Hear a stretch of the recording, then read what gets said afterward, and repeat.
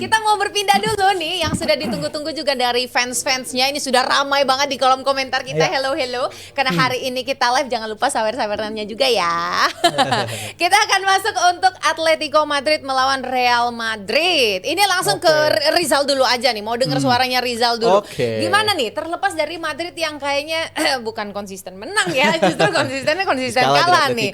Ya tetaplah kita melihat kehadiran dari Mbappe gitu yang tetap bersinar menyala dan konsisten menjadi bintang juga. Sebenarnya ini bisa disebut sebagai penyelamat mood atau gimana sih? Apakah ternyata Mbappe ini belum cukup signifikan impact-nya ke Real Madrid apa gimana? Udah sangat signifikan, bahkan 13 dari 23 gol yang Madrid cetak di bersama Alonso musim ini tuh 13-nya lahir dari Mbappe gitu. Jadi pemain paling penting yang dimiliki Madrid.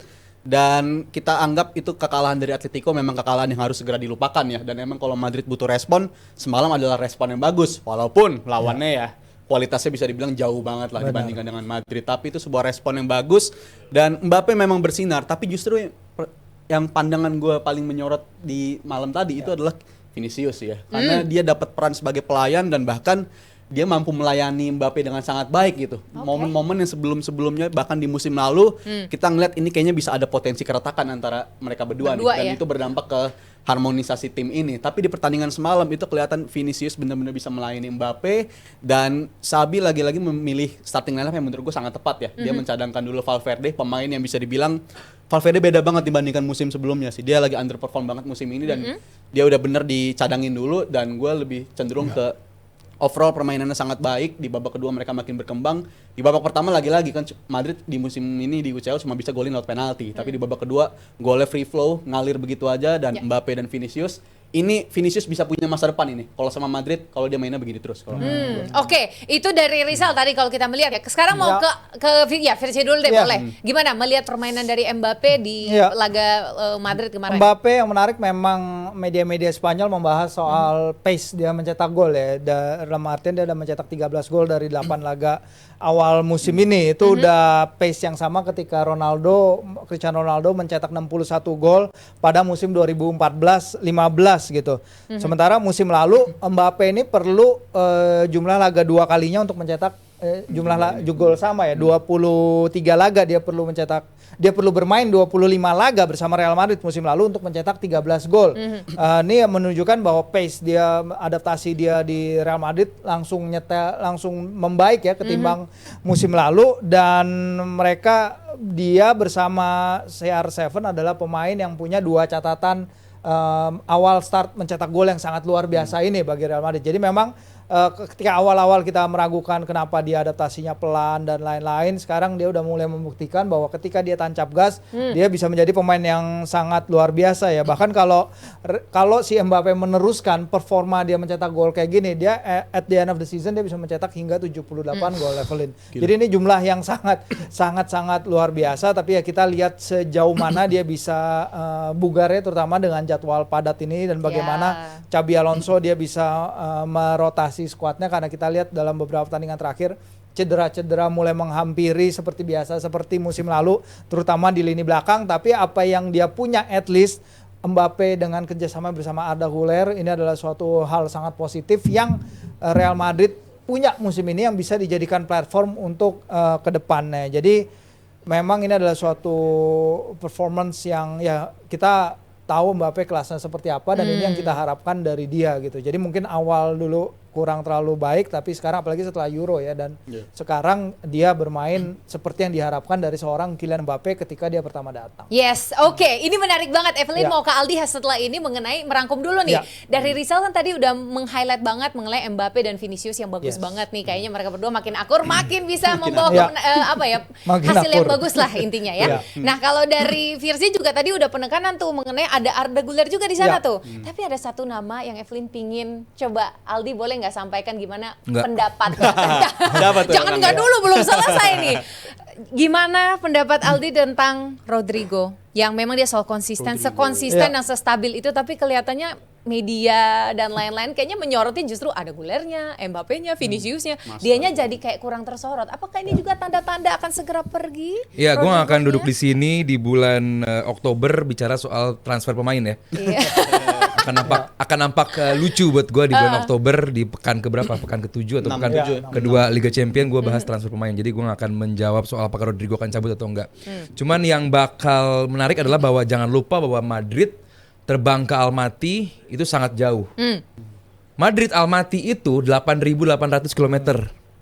Almaty Jakarta 6.800. Lebih dekat ya. Jadi mereka tuh lebih dekat ke Indonesia dibandingkan mereka ke Madrid. Itu fakta menarik. Wow, Artinya ini perjalanan yang panjang buat tim-tim Eropa, khususnya juga Madrid di tengah jadwal yang padat. Apalagi Madrid juga setelah kekalahan dari Atletico. Jadi Rizal bilang ini kekalahan yang harus segera dilupakan, cuman nggak mudah. Bagi Madrid kekalahan dari Atletico tentu akan menjadi catatan lah.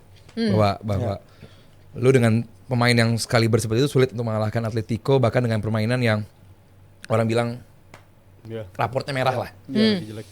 Nah jadi buat gua satu, Almaty emang gak levelnya di Liga Champion, jadi gua nggak melihat kemenangan Madrid ini sebagai kemenangan yang wow gitu. Cuman ya ini emang bukan levelnya Madrid gitu. Dan nomor 2 adalah terbukti saat Mas Tantuono dimainkan, Arda Güler dimainkan, emang Madrid ini buat gua sekarang pemain terbaiknya bukan Jude Bellingham untuk di tengah gitu. Dan apalagi Arda dan juga Mas Tantuono udah dalam beberapa pekan terakhir menunjukkan level mereka dan sangat amat capable untuk menjadi starter di tim ini. Dan kalau bukan Jude siapa dari Aldi?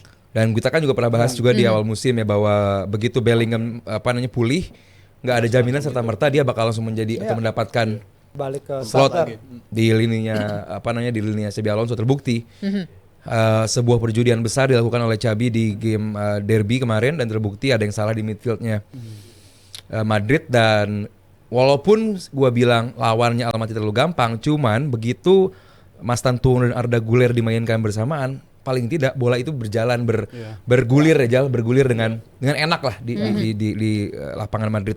Rodrigo nggak banyak yang bisa dibahas soal Rodrigo juga karena orang bicara soal spekulasi gitu. Sementara yang kita pengen tampilkan di sini kan faktanya seperti apa gitu. Semua bicara soal rumor dikaitkan dengan City, dikaitkan dengan Arsenal, dikaitkan dengan cabut, intinya dikaitkan tidak sejalan atau tidak menjadi bagian dari bagian penting Xabi Alonso. Cuman itulah yang dilakukan oleh Xabi Alonso musim ini, bahwa nggak ada jaminan kecuali Mbappe kali ya akan menjadi starting line up gitu. Even Vini bermain bagus, belum tentu juga bisa dalam beberapa menit kemudian dicabut, diganti. Gue bosnya, lo main cukup oke, cabut bench. Jadi nggak ada yang ngerasa bahwa jaminan dapat lini di starting line up gitu. Dan itu juga mungkin ditunjukkan oleh Rodrigo. Kalau dia main, emang kayak Evelyn bilang tadi, stabil ya, konsisten. Ya baik di tempatnya Vini maupun di tempat kanan itu sama baiknya gitu. Kalau buat Rodrigo itu doang sih gue bisa bilang soal dia pemain yang bagus. Kalau Rodrigo sih pemain yang berkualitas, punya skill individu bagus. Brazilian lu bisa mengharapkan skills full dari dia lah untuk melewati lawan. Tapi kalau untuk lebih cocok ke sistemnya Alonso, gue nggak melihat dia lebih cocok dibandingkan dengan Arda Güler ataupun Mas Tantuono di line up bagi mereka gitu. Jadi ini timnya udah makin terbentuk untuk memainkan terus Mas Tantuono dan juga Arda Güler di sana. Dan dari peran Xabinya sendiri, gue ngeliat dengan memberikan ban kapten ke Vinicius itu sebuah statement loh. Kalau Vinicius ini kan kita kenal beberapa musim terakhir sikapnya kadang-kadang ya rada-rada gampang terprovokasi hal-hal seperti itu, jadi kerap kali merugikan dia dengan kartu merah. Tapi ngeliat dia tadi malam dikasih ban kapten, gue ngerasa itu sebuah pesan, ayo lu harus jadi pemain yang bertanggung jawab sekarang. Gue udah ngeliat lu sebagai pemain leadership group gitu. Bukannya dia emang vice captain dari musim lalu juga? Tapi dikasih seperti ini menurut gue itu penting banget bagi dia gitu. Iya kan emang vice captain dia, gara-gara Carvalho cedera jadinya dia kartu merah. Carvalho kan tapi ini merah. Penting banget menurut gue untuk kepercayaan dari seorang Xabi karena pelatihnya berbeda musim lalu sama Ancelotti, dan sekarang dia ngeliat dia masih jadi orang penting di leadership group gitu. Dan padahal kalau leadership group lihat dari karakter Vini menurut gue bukan leadership sebelum ada Xabi.